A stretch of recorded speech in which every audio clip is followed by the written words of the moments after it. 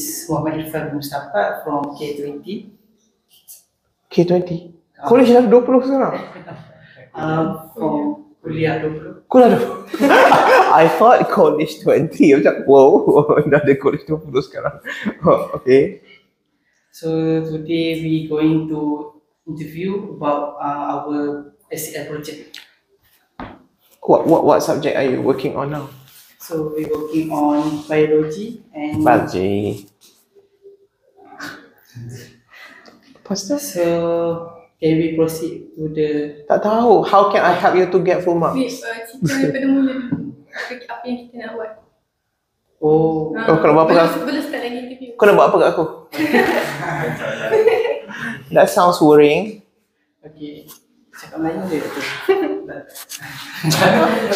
Cakap. Okay, mula kami ada kena buat SCL project lain.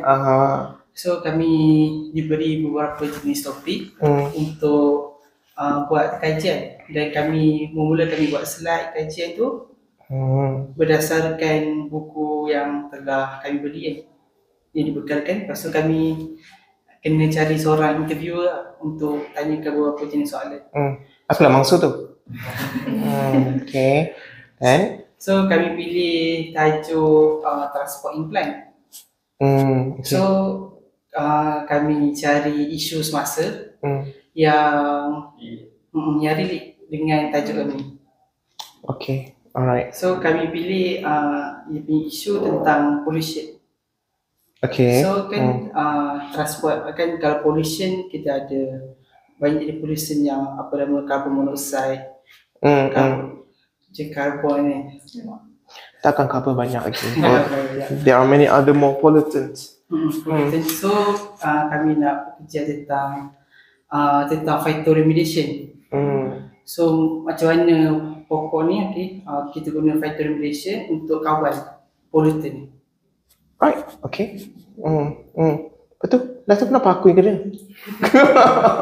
Oh, the lecturer. Tak apa. Aku layan je. Budak-budak layan je. Okay. Lepas tu kami cari yang dekat dalam jawatan UPM ni lah, yang ada kaitan. Yang ada kaitan tumbuhan. Tak payah jauh. Fakulti Sains tu banyak ada. Berapa fakulti ada UPM?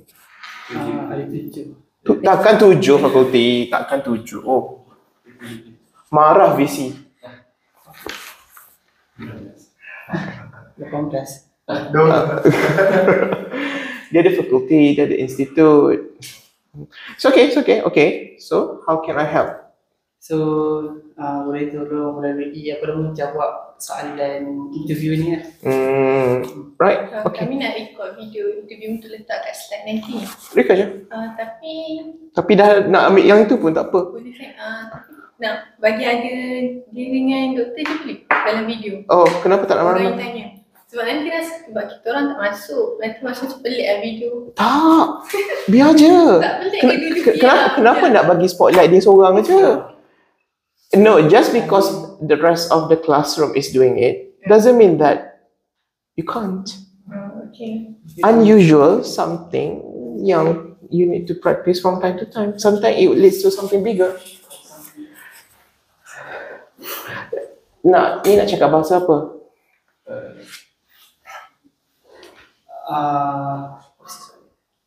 Nak cakap Melayu pun okay. I'm okay. Boleh je. Okay. Nak cakap boleh rojak-rojak. Boleh kita mulakan sesi interview kita. Soalan pertama daripada kami kan. How does air pollution affect rail transport? Tapi soalan tu bahasa Inggeris. Jahat aku. Itu apa benda bahasa Melayu? Okay. Tak tahu. Okay. Bagaimana pencemaran udara memberi impak kepada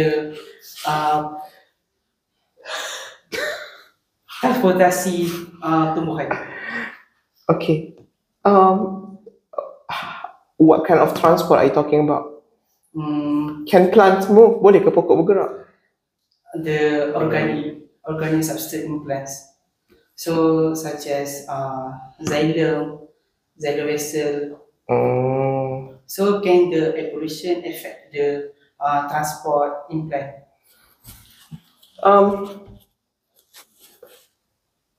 There is no fixed answer, depends on situation, bergantung dekat situasi seperti jenis bahan pencemar dan juga jenis spesies tumbuhan itu. Kalau bahan pencemar, pollutants itu bersifat molekul besar, contohnya macam debu, smoke, fog, dia boleh menutup permukaan daun. Jadi bila dia tutup permukaan daun tu, daun patut menyerap cahaya. Sekarang dia dah jadi apa? Tertutup. Jadi kurang cahaya. Bila kurang cahaya, fotosintesis tak boleh jalan. Jadi dia berkait kat situ. Bila fotosintesis tak boleh jalan, disebabkan tutup, sebab daun ni kan dia dua tau. Satu dia tutup permukaan daun, satu lagi dia sumbat stomata daun. Stomata tu ni lah micropores on the leaf surface. So bila jadi macam tu, apa jadi dengan transport dalam tumbuhan? Pokok nombor satu, dia tak boleh transpire, tidak boleh transpirasi, jadi dia akan mula panas. Macam kau nak berpeluh tapi tak boleh. So dia apa? Marah. So dia tak boleh transpirasi, jadi panas. Bila jadi panas, akan sampai satu tahap fotosintesis tu pun akan berhenti sama. Sebab apa tahu? Sebab transpirasi bukan sahaja digunakan untuk menyejukkan pokok, tetapi digunakan untuk menarik air dan nutrien daripada bawah naik ke atas. Tarikkan tu sebab pokok tak ada jantung. Jadi daripada bawah naik atas tu dia kena guna capillary action dan sebagainya. Jadi kalau pencemar tu telah menyumbatkan stomata yang menjadi lubang untuk segala tarikan tu keluar, pokok tak dapat membuat fotosintesis dan juga layu dan sebagainya. Lepas tu, kalau pollutant yang bersifat kimia, contohnya macam ozon, O3, kalau jenis pollutant macam ni, dia boleh jadikan daun tu macam melecur. Kalau daun tu masih muda, daun tu boleh jadi retarded. Apa retarded in Malay? Stunted, terbantut dan sebagainya. So benda-benda ni dia tidak terus bagi impact kepada transport secara direct, tapi ada benda lain dulu yang jadi. Sebab transport ni di dalam tumbuhan, bukan di luar. Jawab soalan? Terima kasih doktor. Jadi kita boleh terus ke soalan seterusnya. So soalan seterusnya, adakah pokok boleh secara efektif menyerap dan membawa heavy metal pollution? Menyerap, membawa heavy metal pollution. Nak bawa ke mana? Macam contoh kalau radiation. What's the original question in English? Can plants effectively absorb and transport heavy metal pollutant?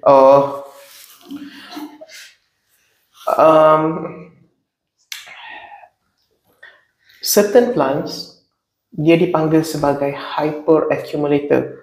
Maksudnya pokok tu sendiri dia ada genes yang membolehkan dia, nombor satu, tahan, dia resilient dengan heavy metal tu, kemudian dia serap. Kalau pokok lain yang tak tahan, serap dah mati dah. Tapi disebabkan dia ni kategori hyperaccumulator, dia serap, dia masuk dalam badan dia dan dia transport dan dia mula deposit ke organ yang tertentu. Daun, batang, buah. Contohnya macam padi. Padi adalah accumulator untuk arsenik, heavy metal arsenik. Jadi padi ni dia boleh serap arsenik, dan arsenik ni bukan dia buang, tak, dia depositkan di dalam beras. Boleh. Jadi sebab itu kena, negara kita ada peraturan tak, beras-beras ni ada buat sampling di Jabatan Kimia untuk lihat kandungan arsenik. Ya, dikhawatiri tempat yang ditanam padi tu menyerap terlalu banyak arsenik. Jadi dia serap, dia transport dalam badan dia. Jadi jawapannya memang boleh. kasih Dr. So kita boleh ke soalan yang seterusnya lagi. So what are the implication for phytoremediation? Implication of phytoremediation. Macam dah jawab tadi je. Phytoremediation, dia dari dua perkataan Greek Latin. Phyto means plant, remediation means to restore the balance. Jadi maksudnya you use tumbuhan untuk restore the balance. Balance of apa? Balance yang selamat, yang sihat. Jadi pokok-pokok yang macam cakap tadi tu, macam pokok padi, dia ada capacity untuk accumulate dalam badan dia. Jadi pokok-pokok ini boleh digunakan untuk remediate ataupun untuk membersih, neutralisasikan tanah-tanah yang tercemar dengan heavy metals. Itu kalau heavy metal ada banyak dalam tanah, bukan arsenik je, ada lead, chromium, uranium, dia ada compound-compound yang lain juga. Lepas tu ada tumbuhan yang boleh serap daripada udara. Itu pun phytoremediation juga, tak semestinya tanah. Ya, jadi yang ini I think dia macam ada paper daripada NASA, dia buat study house plants yang efektif untuk membersihkan udara. So it's like a York free air purifier. Pokok macam spider plants, pokok aloe vera, sansevieria, pokok lidah mak mertua tu. So these plants have been shown to be able to phytoremediate the air quality in the room. Dia serap masuk dalam badan dia, tapi pokok tak ada apa, pokok tu just simpan dalam badan dia, ataupun dia pecahkan kompound berbahaya pada manusia ni macam formaldehyde, benzene, toluene, semua ni asap lah, dia wap yang bahaya. Daripada mana? Tu kau nak cuci lantai benda semua ni, apa wap semua tu? Amonia semua tu. Tu kau sibuk apa yang 30 saat sekali dia what do you call that? Benda tu. Tu fabric tu. Tak sedar gembira sangat. Rumahku segar, you are getting polluted. So pokok-pokok dia sebenarnya dia yang dalam rumah ni dia boleh serap benda tu. Okay, jawab? Terima kasih Dr. Jawab. Okay, soalan seterusnya Dr. So what is specific addition of plant that is used in phytoremediation? So macam pokok aloe vera tadi, pokok. In a way I have answered that. tapi boleh further lah, macam dual purpose. Tadi cakap padi kan, ada satu lagi yang boleh serap arsenik, cadmium semua ni, bunga matahari.